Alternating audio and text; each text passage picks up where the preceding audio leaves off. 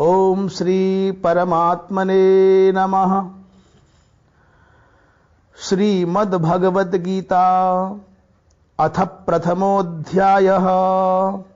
धृतराष्ट्र उवाच धर्मक्षेत्रे कुरुक्षेत्रे समवेतायुयुत्सवः मामकाः पांडवाश्चैव किमकुर्वत संजय। धृतराष्ट्र बोले, हे संजय, धर्म भूमि कुरुक्षेत्र में एकत्रित युद्ध की इच्छा वाले मेरे और पांडु के पुत्रों ने क्या किया। संजय उवाच दृष्ट्वा तु पांडवानीकं व्यूढ़ं दुर्योधनस्तदा आचार्यमुपसंगम्य राजा वचनमब्रवीत्। संजय बोले, उस समय राजा दुर्योधन ने व्यूह रचना युक्त पांडवों की सेना को देखकर और द्रोणाचार्य के पास जाकर यह वचन कहा, पश्यैतां पांडुपुत्राणाम् आचार्य महतीं चमूं व्यूढ़ां द्रुपदपुत्रेण तव शिष्येन धीमता। हे आचार्य, आपके बुद्धिमान शिष्य द्रुपद पुत्र धृष्टद्युम्न द्वारा व्यूहाकार खड़ी की हुई पांडुपुत्रों की इस बड़ी भारी सेना को देखिए। अत्र शूरा महेश्वासा भीमार्जुन समायुधि युयुधानो विराटश्च द्रुपदश्च महारथः धृष्टकेतुश्चेकितानः काशीराजश्च वीर्यवान् पुरोजित कुन्तिभोजश्च शैब्यश्च नरपुंगवः युधामन्युश्च विक्रांत उत्तमौजाश्च वीर्यवान् सौभद्रो द्रौपदेयाश्च सर्व एव महारथाः। इस सेना में बड़े बड़े धनुषों वाले तथा युद्ध में भीम और अर्जुन के समान शूरवीर सात्यकी और विराट तथा महारथी राजा द्रुपद, धृष्टकेतु और चेकितान तथा बलवान काशीराज, पुरुजित कुंतीभोज और मनुष्यों में श्रेष्ठ शैब्य, पराक्रमी युधामन्यु तथा बलवान उत्तमौजा, सुभद्रा पुत्र अभिमन्यु एवं द्रौपदी के पांचों पुत्र, ये सभी महारथी हैं। अस्माकं तु विशिष्टा ये तान्निबोधद्विजोत्तम नायका मम सैन्यस्य संज्ञार्थं तान् ब्रवीमि ते। हे ब्राह्मण श्रेष्ठ, अपने पक्ष में भी जो प्रधान हैं उनको आप समझ लीजिए। आपकी जानकारी के लिए मेरी सेना के जो सेनापति हैं उनको बतलाता हूं। भवान भीष्मश्च कर्णश्च कृपश्च समितिञ्जयः अश्वत्थामा विकर्णश्च सौमदत्तिस्तथैव च। आप द्रोणाचार्य और पितामह भीष्म तथा कर्ण और संग्राम विजयी कृपाचार्य तथा वैसे ही अश्वत्थामा, विकर्ण और सोमदत्त का पुत्र भूरिश्रवा, अन्ये च बहवः शूरा मदर्थे त्यक्त जीविताः नाना शस्त्र प्रहरणाः सर्वे युद्ध विशारदाः। और भी मेरे लिए जीवन की आशा त्याग देने वाले बहुत से शूरवीर अनेक प्रकार के शस्त्रास्त्रों से सुसज्जित और सब के सब युद्ध में चतुर हैं। अपर्याप्तम तदस्माकं बलम भीष्माभिरक्षितम पर्याप्तम त्विदमे तेषाम बलम भीमाभिरक्षितम। भीष्म पितामह द्वारा रक्षित हमारी यह सेना, भीष्म पितामह द्वारा रक्षित हमारी वह सेना सब प्रकार से अजेय है और भीम द्वारा रक्षित इन लोगों की यह सेना जीतने में सुगम है।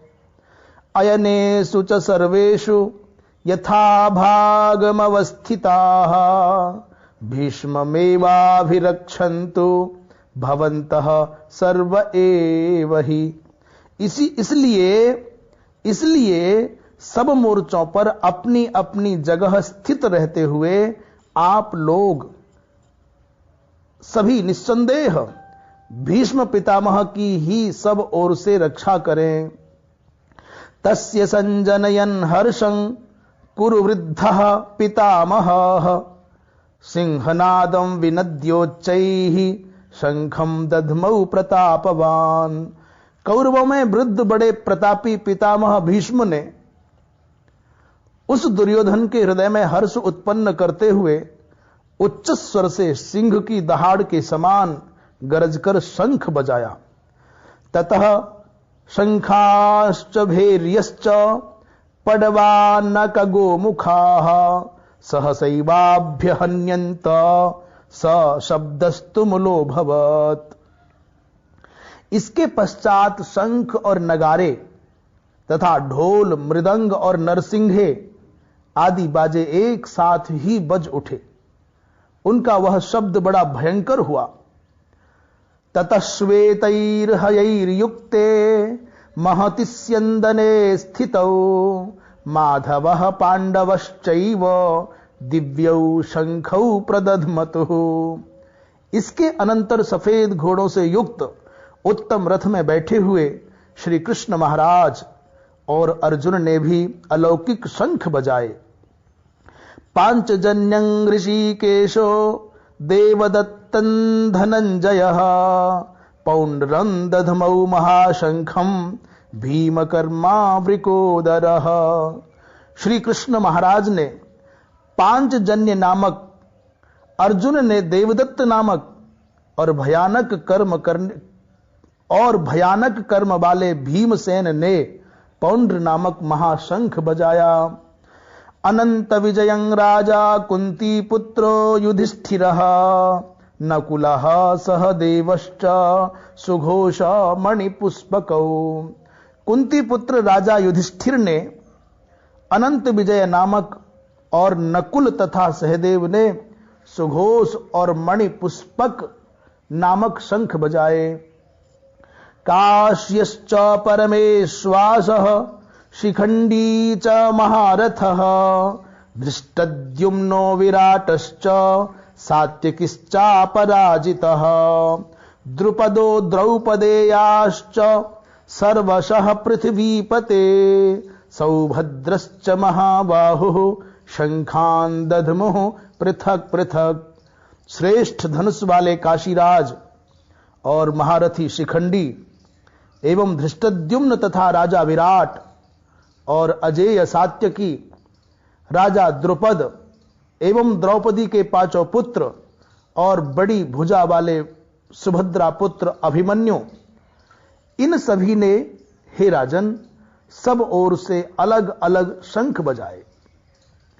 सघोषो धार्तराष्ट्राणां हृदयानि व्यदारयत नभश्च पृथ्वीं चैव तुमुलोऽभ्यनुनादयन्। और उन भयानक शब्द ने आकाश और पृथ्वी को भी गुंजाते हुए धार्त राष्ट्रों के अर्थात आपके पक्ष वालों के हृदय विदीर्ण कर दिए। अथ व्यवस्थितान् दृष्ट्वा धार्त राष्ट्रान् कपिध्वजः प्रवृत्ते शस्त्र संपाते धनुरुद्यम्य पांडवः ऋषिकेशं तदा वाक्य मिदमाह महीपते। अर्जुन उवाच सेनयोरुभयोर्मध्ये रथं स्थापयमेच्युत। हे राजन, इसके बाद कपिध्वज अर्जुन ने मोर्चा बांधकर डटे हुए धृतराष्ट्र संबंधियों को देखकर उस शस्त्र चलने की तैयारी के समय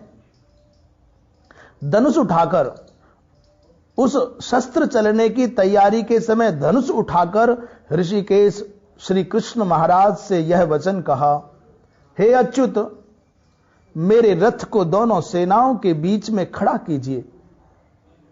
यावदेतान् निरीक्षेऽहम् योद्धुकामान् अवस्थितान् कैर्मया सह योद्धव्यमस्मिन् रणसमुद्यमे।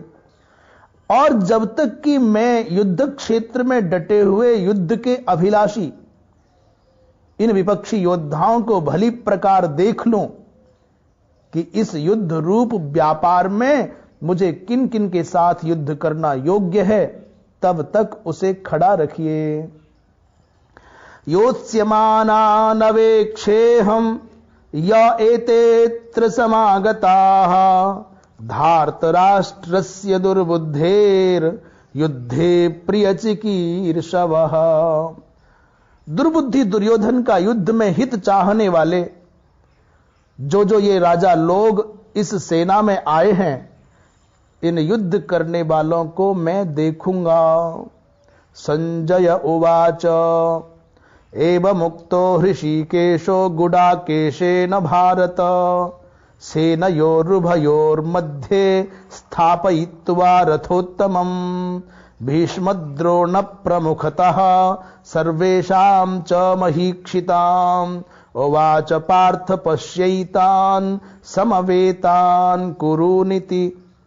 संजय बोले, हे धृतराष्ट्र, अर्जुन द्वारा इस प्रकार कहे हुए महाराज श्री कृष्णचंद्र ने दोनों सेनाओं के बीच में भीष्म और द्रोणाचार्य के सामने तथा संपूर्ण राजाओं के सामने उत्तम रथ को खड़ा करके इस प्रकार कहा कि हे पार्थ, युद्ध के लिए जुटे हुए इन कौरवों को देख।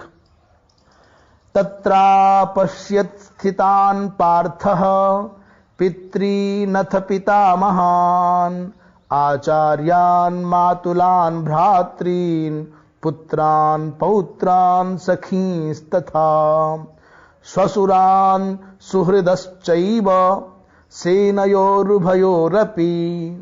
इसके बाद पृथापुत्र अर्जुन ने उन दोनों ही सेनाओं में स्थित ताऊ चाचों को, दादों परदादों को, गुरुओं को, मामाओं को, भाइयों को, पुत्रों को, पौत्रों को तथा मित्रों को, ससुरों को और सुहृदों को भी देखा।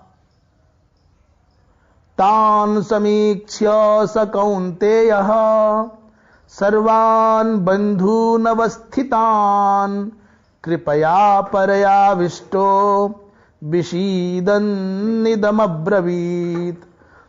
उन उपस्थित संपूर्ण बंधुओं को देखकर वे कुंती पुत्र अर्जुन अत्यंत करुणा से युक्त होकर शोक करते हुए यह वचन बोले। अर्जुन उवाच दृष्ट्वेमं स्वजनं कृष्ण युयुत्सुं समुपस्थितं सीदन्ति मम गात्राणि मुखं च परिशुष्यति वेपथुश्च शरीरे में रोमहर्षश्च जायते। अर्जुन बोले, हे कृष्ण, युद्ध क्षेत्र में डटे हुए युद्ध के अभिलाषी इस स्वजन समुदाय को देखकर मेरे अंग शिथिल हुए जा रहे हैं और मुख सूखा जा रहा है तथा मेरे शरीर में कंप एवं रोमांच हो रहा है।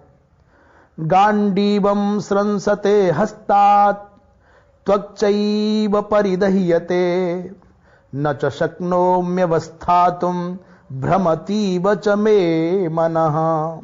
हाथ से गांडीव धनुष गिर रहा है और त्वचा भी बहुत जल रही है तथा मेरा मन भ्रमित सा हो रहा है, इसलिए मैं खड़ा रहने को भी समर्थ नहीं हूं।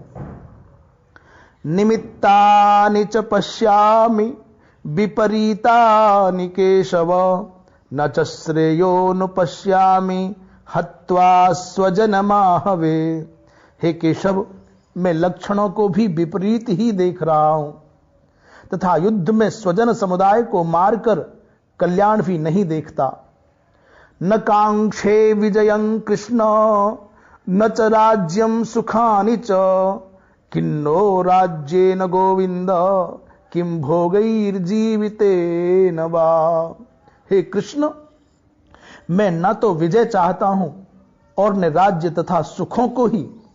हे गोविंद, हमें ऐसे राज्य से क्या प्रयोजन है अथवा ऐसे भोगों से और जीवन से भी क्या लाभ है। येषामर्थे कांक्षितन्नो राज्यं भोगाः सुखानि च त इमेव स्थिता युद्धे प्राणांस्त्यक्त्वा धनानि च। हमें जिनके लिए राज्य, भोग और सुखादि अभिष्ट हैं, वे ही ये सब धन और जीवन की आशा को त्याग कर युद्ध में खड़े हैं।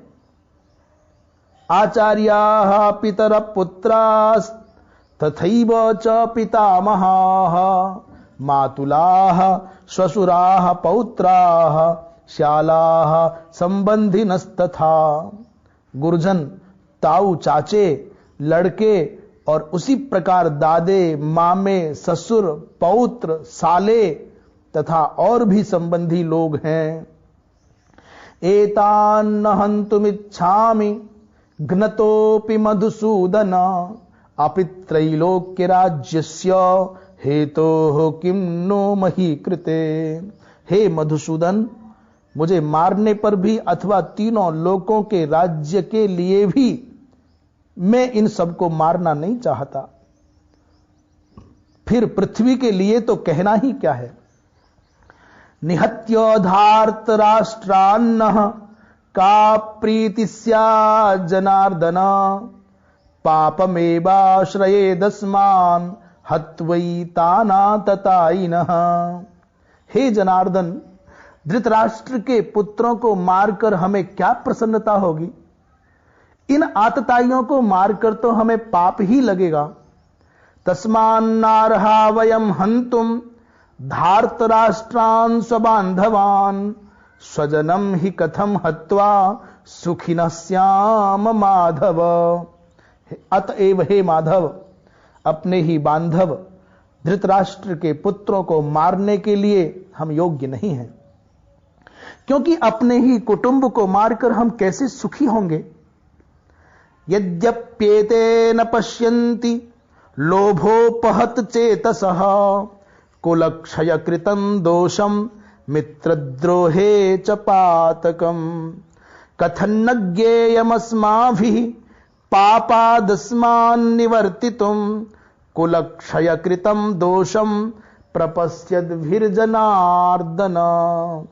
यद्यपि लोभ से भ्रष्ट चित्त हुए ये लोग कुल के नाश से उत्पन्न दोष को और मित्रों से विरोध करने में पाप को नहीं देखते, तो भी हे जनार्दन, कुल के नाश से उत्पन्न दोष को जानने वाले हम लोगों को इस पाप से हटने के लिए क्यों नहीं विचार करना चाहिए।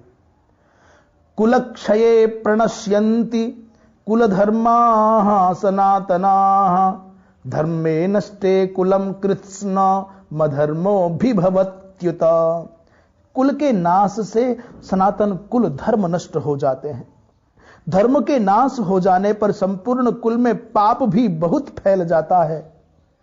अधर्माभिभवात् कृष्ण प्रदुष्यन्ति कुल स्त्रियः स्त्रीषु दुष्टासु वार्ष्णेय जायते वर्ण संकरः।